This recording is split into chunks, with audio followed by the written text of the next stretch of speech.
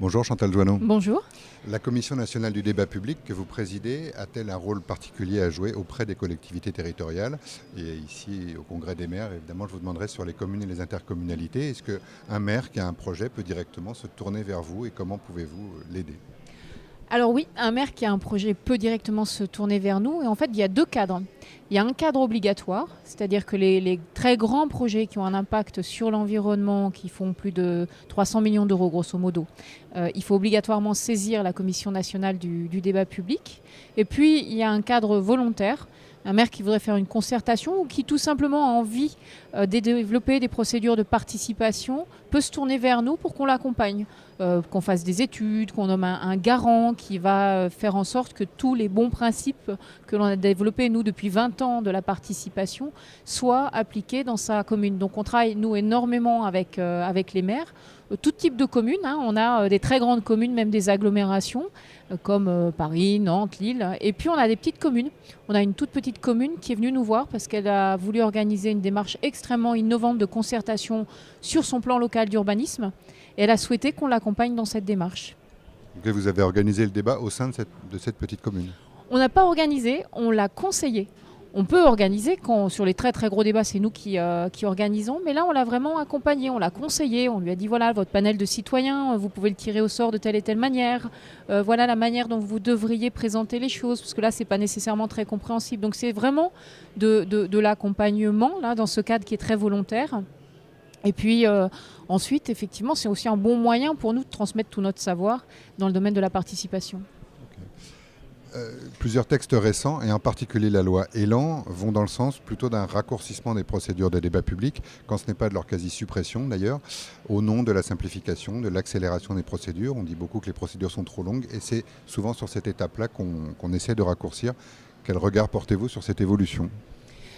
Je pense qu'il y a un problème de diagnostic parce qu'on a 20 ans de débat public.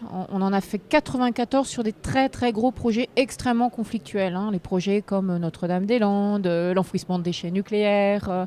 Et sur ces 94 débats publics sur des grands projets depuis 20 ans, il y en a moins de 20 qui sont effectivement réalisés. Et le problème, en fait, ce n'était pas le temps du débat public parce que ça, c'est un temps qui est encadré par la loi. Grand maximum 4 mois. Et on n'a jamais dérapé, on n'a jamais dépassé ce temps.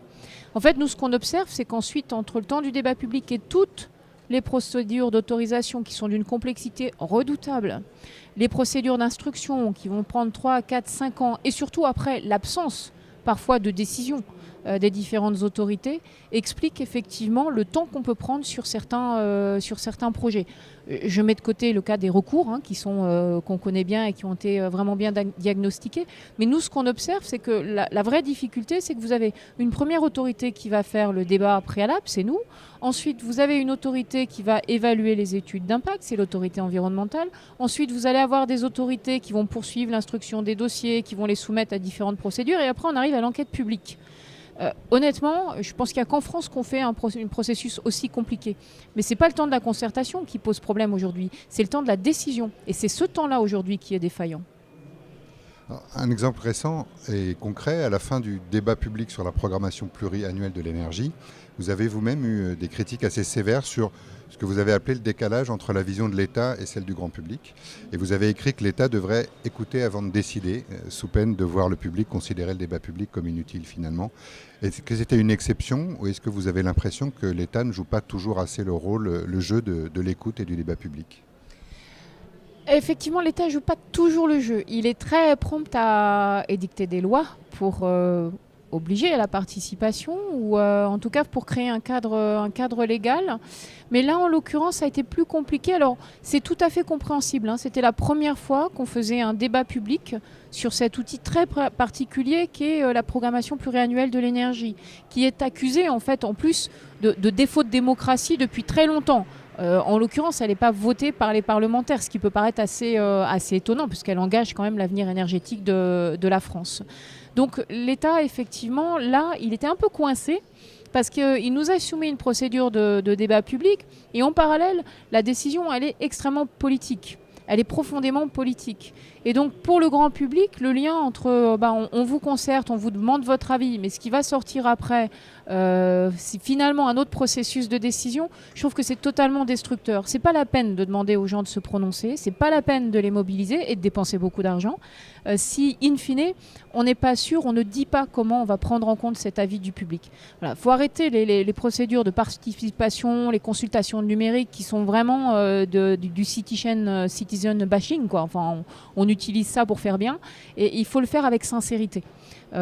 Autant en faire moins, mais le faire avec beaucoup de sincérité. Soumettre au débat des projets dont vraiment on se dit est-ce qu'on le fait, est-ce qu'on ne le fait pas, quelles sont les différentes options. C'est là où ça a le plus de sens, et vraiment s'engager vis-à-vis du public.